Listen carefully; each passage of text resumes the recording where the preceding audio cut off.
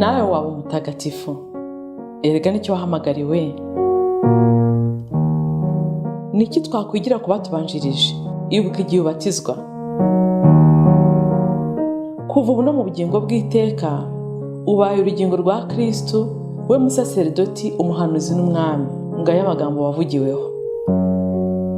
Muri batisimu wagizwe ikiremwa gishya, wambikwa Kristo. Ese itara ryawe riracyaka? Ese umwambaro wawe urakererana? Humura, garukira Imana. Abatagatifu n'abanyabyaha bababariwe. Akira Kristo. Ikiganiro ibirari by'ubutagatifu mukigezwa na Beata Mukarusanga, umukristo wubase urugo.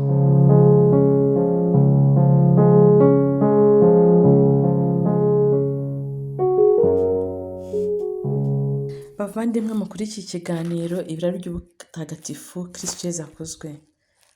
Hashize iminsi myinshi mu buzima habamo byinshi bituma umuntu atakomeza gahunda barimo, ariko byose birakunda Imana. Haba hari impamvu kandi byose haba hari biberaho kudufasha, biberaho kudutagatifuza. Icyangombwa ni ukudacika intege cyangwa se ngo turangazwe n'ibihita. Nimubona mubuze ikiganiro wenda hashize igihe kirekire, mujye musabira wenda haba hari ikiba cyabaye cyatuma ntaboneka, ibiganiro bikomeze uko bisanzwe. Nagira ngo nsubize amatsiko y'abamaze iminsi bambaza bati ese mutagatifu wanjye we abaryari cyangwa se amateka ye ni ayahe? Ndahera kuri mutagatifu Clarisse. Ntabwo ari benshi nashakashatse, ariko harimo nyine abo bantu batazi ibyabo cyane uko biba binagoye mu by'ukuri kubishaka. Nka mutagatifu Clarisse nk'ubu nasanze mu bushakashatsi nakoze yizizwa tariki 12 z'ukwa munani, nyamara ejo bundi mu kiliziya kuri 30 z'ukwa mbere bamuranze mu batagatifu twizihiza. Rero byatumye ndushaho gukora ubushakashatsi ndeba mvuga nese mu batagatifu bizizwa ku tariki 30 z'ukwezi kwa mbere buri mwaka, mu by'ukuri aho nagiye nshakisha hose ko nabuze mutagatifu Clarisse. Dore abandi batagatifu ahubwo nabonye mutagatifu Adelerme, mutagatifu Aldegonde, bose nabitabye Imana tariki 30 z'ukwa mbere. Uwo mutagatifu Aldegonde akaba yitabye Imana tariki 31 z'ukwa mbere 684, ni ukuvuga ko ari ikinyejana cya 7, ndetse akaba ari umwana w'umutware ukomeye waje kwiha Imana. Hanyuma nabonye na mutagatifu witwa Aleome, akaba ari yarashinze monasteri, yitabye Imana tariki 30 z'ukwa mbere 1997. Nabonye mutagatifu Armentene, nawe witabye Imana tariki 30 z'ukwa mbere mu mwaka wa 730, akaba yari musenyeri mu Butaliyani. Nabonye mutagatifu Barsime, musenyeri wa hitwa Edese wo mu kinyejana cya 3. Nabonye mutagatifu Batilde, ntabwo ari Matilde ahubwo ni Batilde, nawe wo mu kinyejana cya 7 mwaka wa 830 witabye Imana. Akaba yari yaravukiye mu gihugu cya Angleterre, ariko akaba yaje kuba umugore w'umwami Clovis wa kabiri, umwami w'Ubufaransa. Nabonye umuhire Carmen Garcia Mayon, wari umwarimukazi wahowe Imana mu 1936, afatwa ku ngufu aranicwa azize yuko yigishaga iyobokamana muri icyo gihe byari bibujijwe, hari mu gihe cy'itotezwa ry'abakristo mu gihugu cye. Nabonye n'umutagatifu Columba Marmion Yosefu, nshishikariza kubashobora kuba bazi indimi z'amahanga kuzamushakisha. Yandika ibintu byiza cyane, ubu usanga kuri buri vanjiri ya buri munsi, kuri evanjiri quotidien bamuvuga kenshi, bashaka kuzirikana ivanjiri bishingikirije ku bintu aba yaranditse. Ni umutagatifu ukomeye. Yari umupadiri waje kuba n'umumonaki mu Benedictine. Nabonye abatagatifu benshi rero, hari witwa David Galvan wo muri Mexique, nawe wahowe Imana azira yuko yarenganuye umukobwa washaka gufatwa ku ngufu. Mu by'ukuri bashaka kumushyingira kuba umugore wa kabiri w'umusirikare, kandi akiri umwana mutoya, amuhagararaho aranicwa. Nabonye mutagatifu François Taylor ya Sainte Yohani Yi muri Korea. Nabonye mutagatifu Martine bahashyize mu by'ukuri ko itariki itazwi, bapfa kumushyira ku itariki ya 30 z'ukwa mbere, n'abandi benshi. n'abatagatifu bagera kuri 22 nabonye bose bizihizwa uwo munsi, ariko nabuzemo Alice. Murumva ko nta kuntu nari nagize ngo nkore ubwo bushakashatsi, ariko mu by'ukuri Clarisse namubonye ari uwizihizwa tariki 12 z'ukwa munani buri mwaka. Turaza kureba niba bataramusanishije na Mutagatifu Clara, tugerageze no kubatandukanya bitewe n'ibyabanditsweho. Nubwo Clara wanditsweho byinshi, ariko na Clarisse hari duke namubonyeho. Mutagatifu Clarisse rero ntiyanditsweho byinshi nk'uko nabivugaga. Iyo utangiye gushakisha amateka ye uhita ugwa kuri Mutagatifu Clara wa Asizi, akaba ari wa wundi washinze nyine ababikira ba Clarisse. Mutagatifu Clarisse rero wandikwa ahangaha ngo yabayeho mu kinyejana cya 7, aba umuyobozi wa monasteri ya Remiremont, cyangwa hitwa Le Saint-Mont, cyangwa se umusozi mutagatifu, ngo mu burasirazuba bwo mu Bufaransa. Amakuru amuvugwaho ngo ni uko kubera gusuka amarira menshi atagira ingano azirikana ububabare bwa Yezu, yaje guhuma amaso. Nyuma rero abamwiyambaje ngo baranzwe no gukira indwara z'amaso cyangwa se z'ubuhumyi, ari naho havuye izina Claire cyangwa se Clarisse, mbese bikaba ari nk'imvano ya clarite, urumuri, umucyo, igifite urumuri. Bashaka kuvuga nyine ko aha kubona abatarabonaga. Yizihizwa tariki 12 z'ukwa munani buri mwaka. Mu bitabo bimwe rero usanga yitwa Mutagatifu Cecilia, biva kuri rya jambo ry'igifaransa rivuga cecité, ubuhumyi, atari wa wundi wahowe Imana tuzi nka Mutagatifu Cecilia, umurinzi w'abaririmbyi. Abandi nyine bakamwita Claire cyangwa se Clarisse. Urumva ko Mutagatifu Clarisse ntago ibye bizwi cyane. Rero tukiri aho ngaho, nagira ngo duhereho tunavuga kuri Mutagatifu Clara wa Asizi. Mu by'ukuri wavutse yitwa Chiara Offreduccio di Favarone, amazina nyine akomora kuri papa we. Akaba yaravutse tariki 16 z'ukwa karindwi 1194, ni mu kinyejana cya 12. Hamwe na Mutagatifu Francisco wa Asizi bazanye impinduramatwara ikomeye muri Kiliziya Gatolika mu gihe byari bikenewe cyane. Yashinze umuryango w'abakobwa b'abakene, ari nabo baje kwitwa aba Clarisse. Tubaziho kudasohoka no kubaho mu bukene no mu isengesho. Papa we yitwaga nyine Favarone di Offreduccio degli Schifi, bagakomoka mu bikomerezwa by'ibwami. Ahagana mu 1210, Clara ari umwana muto wo mu bakire, yateze amatwi inyigisho zo mu gisibo zatangwaga mu Kiliziya, nka kuriya tujya tubona inyigisho zo mu gisibo z'umwihariko. Biva kera, imizi yabyo ituruka mu mateka ya Kiliziya ya kera. Rero muri icyo gihe cy'inyigisho z'igisibo, yaje gutwarwa n'inyigisho yatanzwe na Mutagatifu, n'aje kuba Mutagatifu Francisco wa Asizi. Nawe yari umwana wo mu bakire wasize byose kugira ngo asane Kiliziya ya Kristo nk'uko Nyagasani yari yabimusabye, ayigaruramo imico nyayo y'ivanjiri, cyane cyane ishingiye ku bukene, kwipakurura iby'isi, kutahumwa amaso n'iby'isi.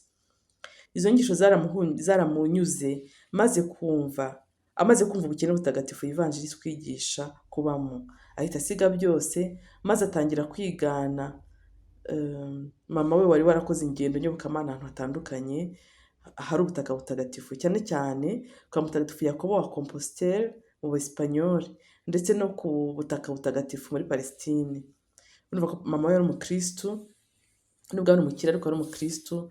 Umukobwa rero amaze guhinduka, amariye kumva izo nyigisho, yataye iby'isi atangira kwigana inzira ya gikristo ahereye ku rugero mama we yamuhaga. Umunsi umwe rero nijoro yarihishe, ababyeyi be batabizi, azinga utwenda twe duke, amenya ijoro, aragenda asanga Francisco wa Asizi. Hari kuri Mashami tariki ya 20 z'ukwa gatatu 1213. Iryo joro yaherekejwe na nyirasenge maze asanga François n'abahungu be. Akihagera bamwambitse umwenda ukoze mu igunira, bamwogosha imisatsi nk'ikimenyetso cyo kumaramaza no gusiga mbese byose. Ubwo rero urumva ko yari asanze abagabo kandi ni umukobwa, urumva ko atari buguma aho ngaho. Ahubwo rero nuko yavuye muri abo bagabo asanga ababikira ba Benedictine ba Mutagatifu Paulo hafi ya Bastia. ubwo ababyeyi be bashyize nzira baramushakisha na basaza be, ariko bagasanga nyine akomeye ku ntego ye, arangara nangira yanga kuva aho yari yaragiye ku Imana. Nyuma Francisco yaje kumushinga Abenedictine bahitwa Saint Ange do Panzo mu burasirazuba bw'amajyepfo ya Size. Nyuma yaje no gukurura murumuna we Catherine, nawe barabana, we niwe waje kwitwa Agnes wasize mutagatifu. Nawe ubu ngubu Agnes nyine twavugaga nawe yagiye iwabo batabishaka, ni ukuvuga ngo kujya kwiha Imana uvuye mu muryango ukize ntabwo biba byoroshye, uretse ko biterwa rwose n'umuryango, hari n'imiryango iba ikennye ariko kurekura abana bikabagora, biterwa mbese no kuvuga ngo nta marangamutima ahari ababyeyi baba bafite ku mwana wabo. Igitangaje ni uko mama we yaje kumusangayo nawe nyuma niho baje gusazana. Mu mpera rero z'igihumbi 212 nibwo Francisco yashinze community yari imaze kuvuka hafi ya Asize, agira Claire umuyobozi wayo, nubwo atabyifuza kuko yumvaga yifuza kuyoborwa, yumvaga ataba umuyobozi. Abandi bakobwa benshi bo mu bikomerezwa baramwiganye baramusanga, maze community yabo irakura, ndetse na nyina nk'uko nabivuze yaje kumusanga amare ku mupfakazi. Ababikira rero baje kugwira, maze bakwiza uburayi za monasteri zigendera ku mategeko ya Mutagatifu Francisco, maze Kardinali Hugolin waje gushingwa kuba hafi aba babikira aho Francisco amariye kwitaba Imana, abafasha kunoza amategeko asanzwe akaka ya kimonaki atangira gukurikizwa mu 219. Mutagatifu Francisco na Clara basize bageranywa na Romeo na Juliette nk'abakunzi bamenye kuzamurana mutagatifu buri wese ataretse kamere ye ya kigore cyangwa ya kigabo. Babita ngo Romeo et Juliette de la Sainteté. Abazi inkuru za Romeo na Juliette bashaka kuba ari Roma yakunzwe cyane y'abantu bakundanye kakahava.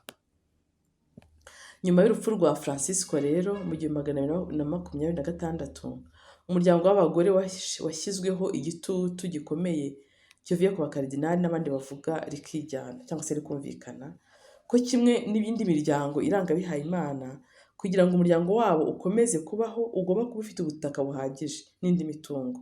Mutagatifu Clara yakoresheje imbaraga ze zose aburana umuhenerezo, avuga ko umuryango wabo wahisemo kubaho mu bukene, ndetse